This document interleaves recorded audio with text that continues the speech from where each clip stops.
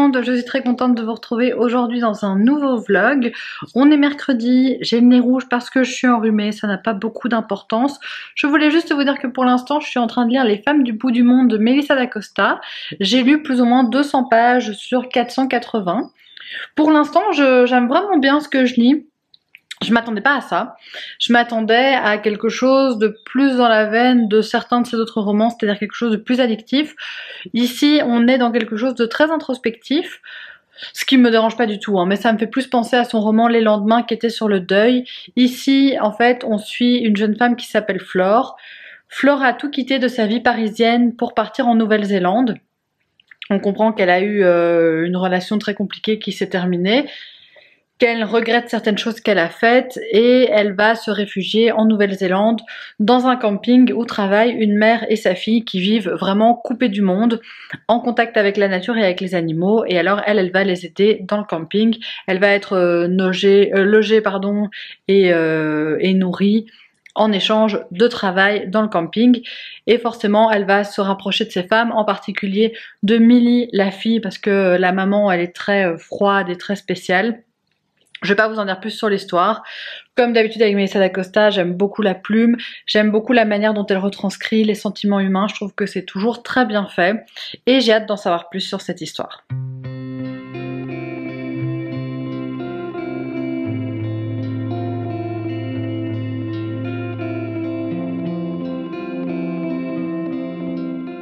J'ai pas grand chose de neuf à vous dire sur ma lecture parce que j'ai continué donc Les femmes du bout du monde de Melissa d'Acosta. J'aime beaucoup la direction que ça prend.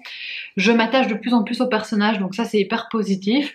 Mais voilà, il n'y a pas eu de changement majeur dans l'histoire. J'ai pas un truc de fou à vous dire. De toute façon, évidemment, je vais pas vous spoiler. Mais je vais encore continuer ça ce soir parce que ce soir je suis toute seule. Et hier soir avec mon copain on est allé au cinéma, on est allé voir Dune partie 2 pour pas faire original parce que je pense que c'est un peu le gros film du moment, même s'il est sorti il y a plus d'un mois maintenant. J'avais vu Dune 1 au cinéma à sa sortie, je l'avais jamais revu, donc j'avais un peu peur en allant voir le 2 de me dire que j'allais rien me rappeler. J'ai regardé une vidéo YouTube, je vais juste vous chercher le nom de la chaîne, j'ai pas préparé à l'avance parce que la chaîne sur laquelle j'ai regardé ça était vraiment super chouette, enfin le mec qui fait les vidéos est vraiment très chouette. Il s'appelle Geek Daddy. Il fait pas beaucoup de vidéos, mais cette vidéo était hyper bien expliquée, tout en ayant beaucoup d'humour, c'est très complet, et ça m'a permis de me replonger dans le film 2 sans trop de difficultés. Je vais pas me risquer à vous faire un résumé de Dune parce que c'est un univers ultra complexe, je vais simplement vous donner mon avis en quelques mots. Je trouve que l'histoire est hyper bien ficelée évidemment. L'histoire dans cette partie 2 m'a plus intéressée. Je trouve qu'on arrive vraiment sur des conflits politiques qui sont très bien dépeints et très bien construits. Selon moi, c'est quand même un peu lent. Le film, il est assez long. À la fin, j'en avais un peu marre, honnêtement. J'étais fatiguée en plus, mais je commençais un tout petit peu à trouver le temps long. En fait, je trouve qu'il y a un petit souci de rythme. On en parlait après avec mon copain dans la voiture, mais il y a des passages qui sont très lents et très longs. Et puis, la fin, tout va très vite. Et j'aurais préféré que la fin prenne plus son temps et peut-être qu'on ait des passages qui passent plus vite pendant le film. Les images sont sublimes, il n'y a rien à dire, c'est magnifique au niveau visuel. C'est sublime la plupart du temps et il y a quelques moments où ça fait franchement flipper. Il y a notamment tout un passage en noir et blanc où j'étais vraiment pas à l'aise. Mais de manière générale, c'est un bon film. Je comprends pourquoi ça plaît autant. Moi, typiquement, c'est le genre de film que je dois voir au cinéma. Si je regarde ça chez moi, je vais décrocher. Je le sais, c'est le genre de film où je dois un peu me forcer, entre guillemets, mais ne pas avoir d'autres distractions pour vraiment être à fond dedans. Parce que sinon, comme il y a un rythme assez lent, je sais que très facilement, je prendrai mon téléphone ou quoi plutôt que de regarder l'intrigue. Je suis pas autant hypée par Dune que la plupart des gens. J'avais déjà eu ça avec le premier. Ici, j'ai préféré le deuxième. Je trouve que c'est un bon film, mais c'est clairement pas dans mes films préférés. Je trouve que c'est assez exigeant quand même comme univers et comme moi, je suis pas du tout habituée à la science-fiction, c'est pas l'univers dans lequel j'ai le plus facile à me plonger. Sinon, les acteurs sont géniaux. Je l'ai pas précisé, mais évidemment, les acteurs sont parfaits. Il y a un casting 5 étoiles quand même dans Dune. C'est assez impressionnant parce que c'est une succession d'acteurs connus et talentueux, assez impressionnante. Voilà pour ce que j'avais à vous dire sur ce film. Je ne sais pas du tout quand sortira la suite, j'irai la voir au cinéma, je ne sais pas si je reverrai le 1 et le 2 entre temps ou si je me contenterai de résumer comme je l'ai fait cette fois-ci, mais je suis contente quand même de voir ces films parce que j'ai vraiment l'impression que ça fait partie de la pop culture et que c'est quelque chose qui est amené à rester ancré, et donc je suis contente de prendre un peu part à ça et de savoir de quoi on parle, parce que dans ma pop culture j'ai quand même des trous, notamment, je vais le dire, je n'ai jamais vu Star Wars de ma vie, j'ai vu 0 minute aucun Star Wars, enfin je n'ai vraiment rien vu, donc je me dis que par curiosité il faudrait quand même que j'essaye d'en regarder un, ce serait peut-être pas mal. Mais voilà, j'ai comme ça des trous dans ma culture cinématographique. Matrix, je pense que j'ai tenu 20 minutes et puis j'ai arrêté. Donc d'une, je me dis que c'est quand même un classique du genre que je suis contente de voir.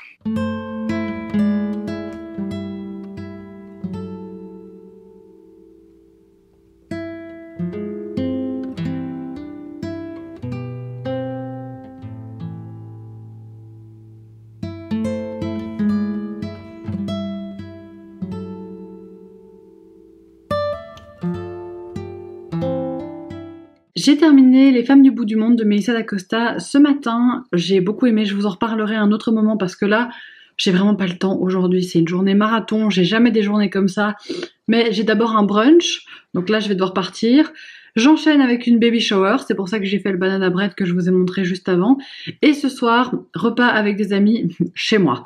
Donc ça c'est mon copain qui va tout gérer, mais je vais vraiment courir d'un coin à l'autre parce qu'en plus bien sûr les trucs sont pas tout près les uns des autres, sinon c'est pas rigolo. Donc là ça va être une journée bien intense. J'espère que je vais en sortir en un morceau, mais je vous reparlerai de mon avis sur Les femmes du bout du monde demain, et je sais même pas ce que je vais commencer, je vais rien lire aujourd'hui évidemment, donc tout ça je vous dirai demain. Je vais un peu réfléchir à ce que je vais lire maintenant.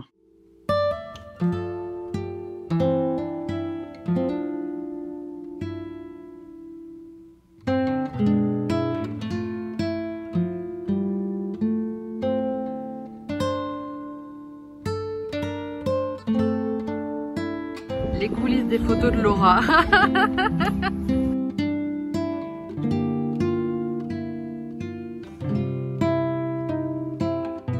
On est lundi, je reviens vous parler parce que je vous ai pas pris du week-end, ça a été un week-end un peu surchargé, mais donc je voulais vous dire, hier je vous ai mis quelques images du pop-up store où je suis allée, donc c'est chez Emily.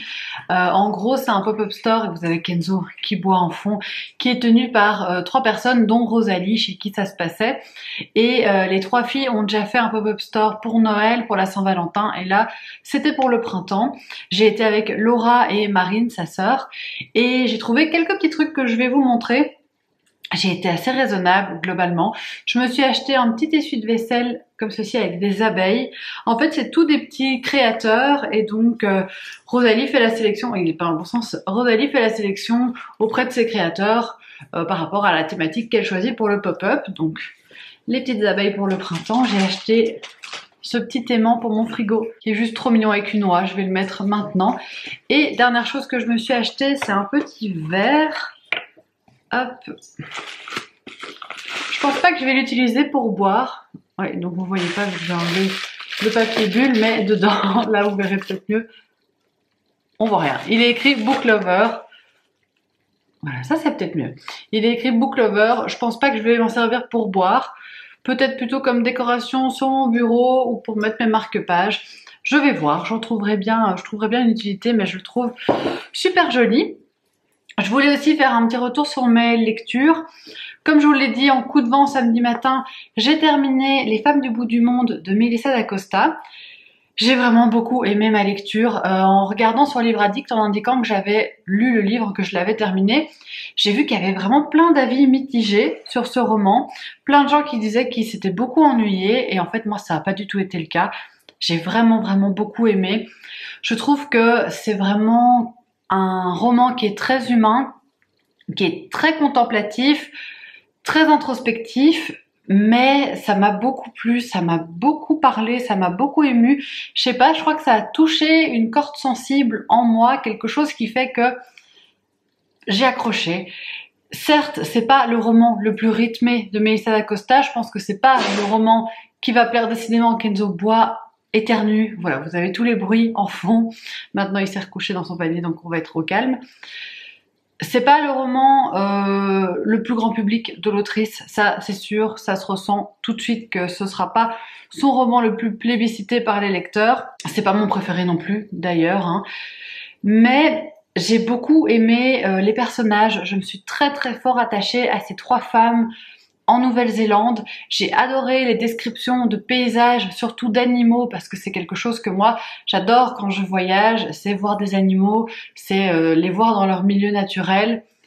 Et toutes ces descriptions-là, ça me plaisait énormément, d'autant plus que Millie, donc la fille du camping en Nouvelle-Zélande, elle est vraiment passionnée par la faune, donc elle peut tout expliquer à Flore qui découvre elle et qui arrive en tant que Française et qui connaît pas tout ça.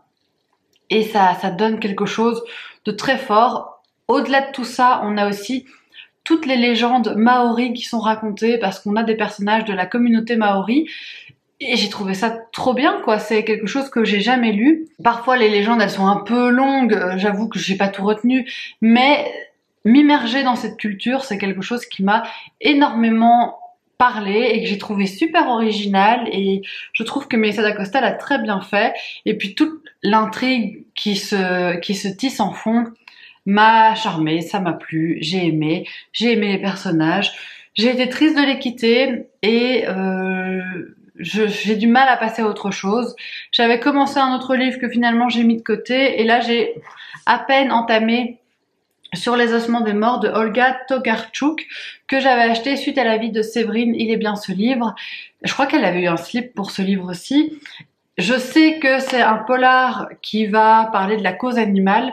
Pour l'instant, j'ai lu que 30 pages, donc je vais pas vous en dire grand chose. Je vais essayer de lire un petit peu aujourd'hui en fin d'après-midi. Ça se lit pas facilement. On n'est pas sur le même genre de lecture que Melissa d'Acosta. C'est un style assez exigeant. Cette autrice, elle a gagné un prix Nobel de littérature.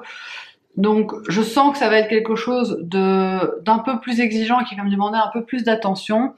J'espère que ça va le faire et que ça va me plaire. Je vous en reparle quand j'avance un peu plus. On est mardi en fin de journée, je vous prends rapidement, j'ai pas énormément de temps parce que là je vais partir au yoga. Mais je voulais vous dire que ce matin, avant d'aller travailler et sur ma pause de midi, j'ai avancé dans Sur les ossements des morts de Olga Tokarczuk. Je suis même pas sûre que ça se prononce comme ça, mais on va y aller comme ça. Pour l'instant, j'aime plutôt vraiment bien. Il y a des choses qui me plaisent vraiment beaucoup dans ce livre. Ça va être un peu compliqué de vous donner un avis très objectif, parce qu'en fait, les valeurs qui sont défendues dans le roman sont totalement les miennes.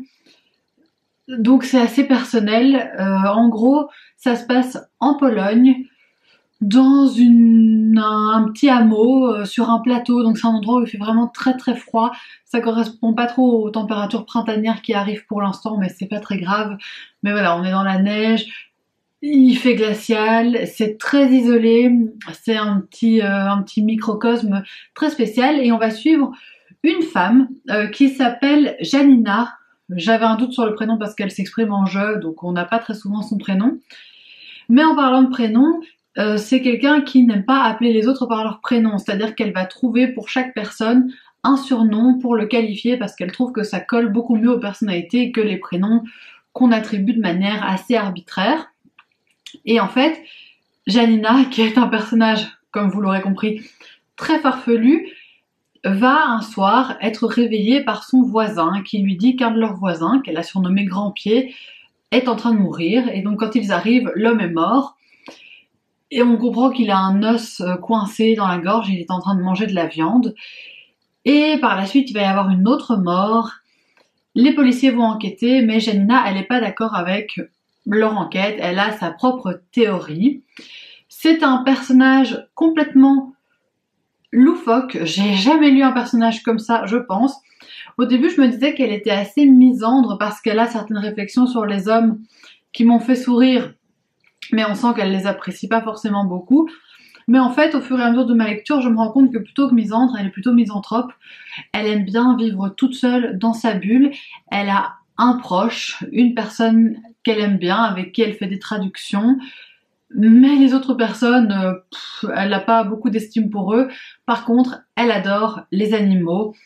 Elle est très très soucieuse du bien-être des animaux. Et Grand-Pied, le premier homme qui a été tué, n'était pas franchement un homme gentil avec ses animaux, notamment avec son chien, mais il avait également tué une biche. Et la deuxième personne qui est assassinée est dans le même cas, c'est un chasseur. Donc on comprend en fait que ce livre, c'est un immense plaidoyer pour le bien-être animal et ça dénonce très très très clairement la chasse. Je ne sais pas exactement dans quelle direction on va partir parce que là, j'en suis même pas encore à la moitié. Mais je suis curieuse de voir. Il y a certaines choses qui me parlent beaucoup moins par contre, parce qu'on parle beaucoup d'astrologie. La narratrice est très très férue d'astrologie, ce qui n'est pas forcément mon cas. J'ai pas d'avis sur la question, mais ça, je m'intéresse pas à ça. Et donc, c'est vrai que souvent elle ramène plein de choses à l'astrologie, c'est ça l'explication pour elle. Et enfin voilà, parfois je trouve que c'est amusant, parfois ça me fait froid dans le dos et souvent je me dis quand même que je suis d'accord avec elle. Et alors en ce qui concerne le bien-être animal, attendez, je voulais vous lire un extrait mais il faut que je vous le retrouve. Voilà, à un moment il y a un policier qui lui dit « Vous avez plus de compassion pour les animaux que pour les hommes ». Et elle répond « C'est faux, j'ai de la compassion pour les uns et les autres. Sauf que personne ne tire sur des gens sans défense, déclarai-je à l'agent de la police municipale le soir même. Du moins pas à notre époque. » Puis après lui il réplique, etc. Et elle dit « Un pays est à l'image de ses animaux, de la protection qu'on leur accorde. Si les gens ont un comportement bestial envers les animaux, aucune démocratie ne pourra leur venir en aide. Pas plus qu'autre chose d'ailleurs. » Ça me parle beaucoup. Je vais continuer ma lecture. J'ai l'impression que là, mon avis était un peu fouillis et partait un peu dans tous les sens. Mais comme je vous dis, c'est difficile d'en parler parce que c'est tellement un ovni littéraire, ça ressemble tellement à rien de ce que j'ai lu d'autre, que je sais pas trop comment en parler et que je sais pas trop comment le conseiller non plus. Je pense que ça va être vraiment propre à chacun si les thématiques vous intéressent. Pour l'instant, en tout cas, je vous le conseille. Ça se trouve, la fin sera complètement naze. Mais pour l'instant, pour moi, c'est plutôt bien parti. Et alors, j'avais dans ma boîte aux lettres une petite surprise. Enfin, c'est pas une surprise en fait, j'étais au courant que j'allais le recevoir, mais les éditions Dupuis m'ont demandé si je voulais recevoir la bande dessinée Petit Pays. C'est la bande dessinée adaptée du roman de Gaël Faye, que j'avais vraiment beaucoup aimé. Je pense que c'est un roman qui a eu le concours des lycéens il y a quelques années. Je l'ai lu il y a au moins 4-5 ans. Donc c'est de Savoya, Sowa et Faye. Et ça parle du génocide au Rwanda. Donc c'est un sujet extrêmement difficile. Je me rappelle que ça prend le parti de le raconter du point de vue d'un enfant. Et c'est vrai que j'ai hâte de me replonger dans cette histoire. Je vous montre un petit peu les illustrations. C'est des illustrations de bande dessinée assez classiques. C'est pas forcément le type d'illustration que moi je préfère. Mais je pense pas que ça va me déranger. Et puis l'histoire est tellement forte qu'au final, peu importe les illustrations, ce qui compte, c'est le message qui est passé derrière. Voilà, moi je vais me mettre en route pour le yoga et je vous reprends à mon avis demain. On est mercredi soir et j'ai terminé sur les ossements des morts de Olga Tokarczuk. Je vous avoue que je me suis un peu dépêchée pour les 100 dernières pages parce que je pars en vacances demain, je pars en voyage demain et je voulais pas l'emmener avec moi. J'avais envie de le terminer avant, donc je suis rassurée que ce soit chose faite. J'ai pas mal lu aujourd'hui pour y arriver. Et là, ça m'a mis un peu dans la difficulté parce que on est déjà le soir, je dois encore terminer de monter ce vlog, faire ma valise, prendre ma douche. C'est un peu la cata, mais ça va, je vais m'en sortir, je vais réussir à faire tout ça. Pour vous donner mon avis sur ce livre, c'est vraiment une lecture que j'ai aimée, que j'ai trouvée impactante, intéressante et importante par les thématiques qu'elle aborde. Comme je vous avais dit, on va surtout parler de la protection des animaux. On parle beaucoup d'astrologie et ça, j'avoue que c'est des moments qui me perdaient un petit peu parce que c'est assez pointu dans ce domaine-là. Donc c'est pas ce qui m'a le plus intéressé, c'est pas ce qui m'a passionné dans ma lecture. Mais tout le reste m'a vraiment plu. J'ai aimé ce personnage principal totalement excentrique et original. Je trouve que c'est vraiment chouette d'avoir une héroïne qui ne ressemble à aucune autre. C'est quelque chose qui m'a vraiment beaucoup plu. J'ai aimé la dynamique de l'histoire. Le roman il est pas très long, il fait moins de 300 pages et c'est bien construit, c'est bien amené. Il y a pile ce qu'il faut, je trouve, comme information. On n'en a pas trop, c'est vraiment parfait au niveau du rythme. Pendant longtemps dans ma lecture, je me suis un peu questionnée sur le genre de ce roman, parce qu'on n'est pas dans du policier, même s'il y a plusieurs meurtres. Je vous ai parlé de 2 meurtres, mais il y en a encore d'autres qui ont lieu par la suite. Donc même s'il y a plusieurs meurtres, on n'est pas dans le roman policier parce qu'on suit très très peu la police. C'est en fait notre héroïne qui va mener l'enquête et essayer de réveiller la police sur ce qui se passe. Donc en ce sens, on est plus dans du cozy mystery, mais en fait ça n'a rien de cozy parce que c'est franchement assez sombre comme atmosphère. On n'est pas non plus dans du thriller vu qu'il n'y a pas vraiment de suspense. Il y a même tout un temps où je me demandais s'il y aurait une vraie résolution à la fin ou pas. Finalement, il y en a une et qui est vraiment bien, je trouve. J'ai aimé la résolution, j'ai aimé la fin du roman. Je sais pas si c'est un roman que je peux conseiller au plus grand nombre, je sais pas s'il plaira au plus grand nombre parce qu'il est quand même très particulier. Faut avoir conscience que c'est vraiment un ovni littéraire et que c'est vraiment quelque chose de très spécial. Moi, j'avais jamais lu quelque chose de semblable. Je sais pas si c'est un roman qui va me marquer sur la durée, mais en tout cas, pendant ma lecture, j'ai vraiment été assez chamboulée par pas mal de réflexions de l'autrice. J'ai trouvé beaucoup de choses très très justes. Et voilà, moi c'est un roman qui m'a plu, c'est un roman que j'ai aimé lire, je suis contente de l'avoir lu, c'était une très bonne découverte et puis j'aime beaucoup cette couverture, je ne l'avais pas encore dit. C'est là-dessus que je vais terminer ce vlog, j'espère vraiment qu'il vous aura plu. N'hésitez pas à me dire dans les commentaires si vous avez lu l'un des 2 livres que j'ai lus cette semaine, ce que vous en avez pensé. Et moi je vous retrouve très bientôt dans une prochaine vidéo. Gros bisous!